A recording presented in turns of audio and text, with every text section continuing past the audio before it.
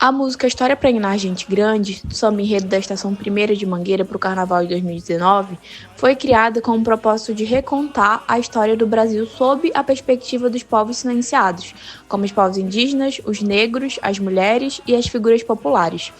Essas figuras são esquecidas pela narrativa oficial que foca em uma visão eurocêntrica.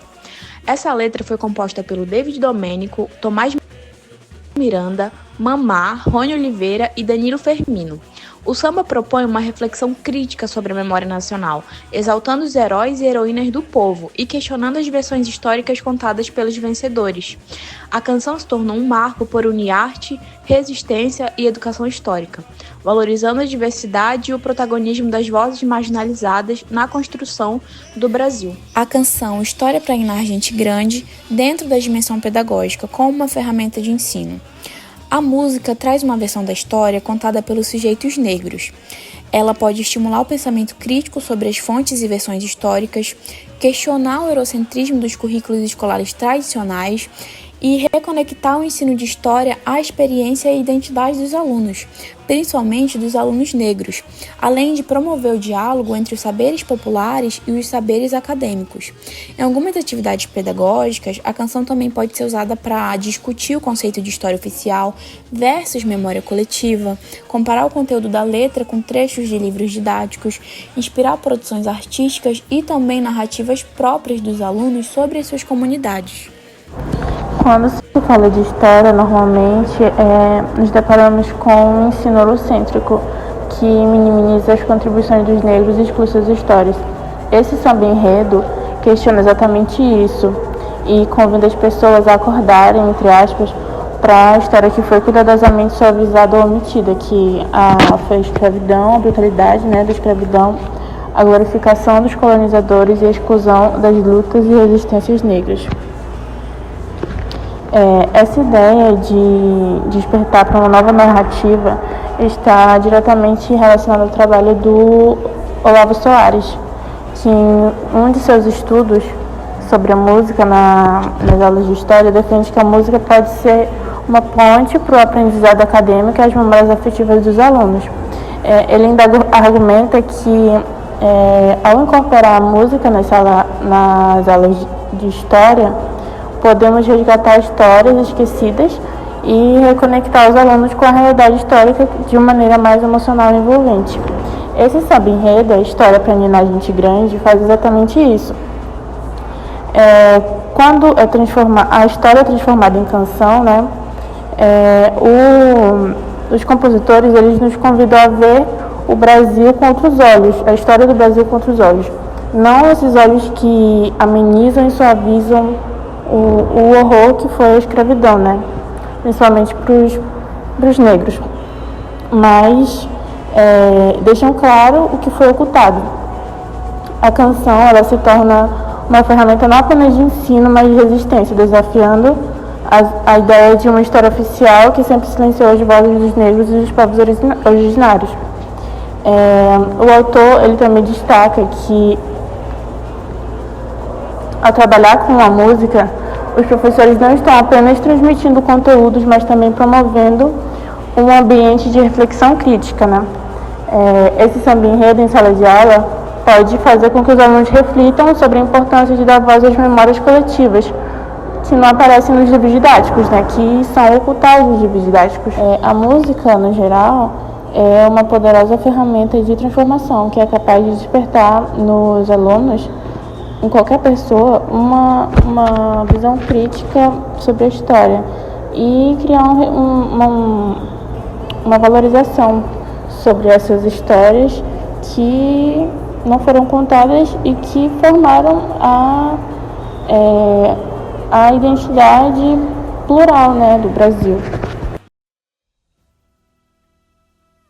A música O Povo Negro da Amazônia vai direto ao ponto. Quando ela diz "Sou Mocamo do Arari", ela fala de lugares que realmente existem. O Mocamo do Arari, por exemplo, foi um quilombo histórico de verdade. A canção evoca identidades específicas: negro caboclo, negro ribeirinho, afro-parintintino, ligando o indivíduo ao coletivo. A letra mostra que os negros da Amazônia não estavam só nas cidades, mas também vivendo e resistindo na beira dos rios e dentro da mata. É um jeito fácil de o aluno ligar a música à história real da nossa região. Além disso, as referências rituais, como o tambor da floresta, o laroiê e a festa do meu boi bumbá, evidenciando a cultura do norte do Brasil e a articulação entre as práticas de resistência e o folclore amazônico. A letra mergulha na nossa história quando canta: sou raiz iorubá, bantu, mina de sangue tupinambá. O que isso nos diz? Que o povo negro da Amazônia é o resultado da diáspora africana, que traz a herança da África, mas ela se uniu e não se separou da história indígena. A letra celebra a formação étnica complexa da região ao listar as raízes africanas e indígenas. Isso permite discutir a miscigenação e as culturas da matriz africana no norte do país. A música é um documento vivo dessa história, dessa riqueza cultural que explode na festa do boi bumbá. Historicamente, nas primeiras décadas do século XX, as mudanças na concepção da história trouxeram novos temas que não se restringem apenas à história política.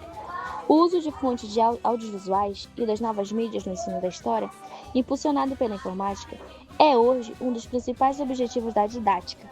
A música, em particular, surge como uma estratégia fundamental que abre um amplo campo de pesquisa e reflexão sobre a construção do conhecimento histórico. Por isso, precisamos tratar a música não apenas como um recurso didático, mas como fonte e objeto de estudo, potencializando a construção da consciência histórica dos alunos.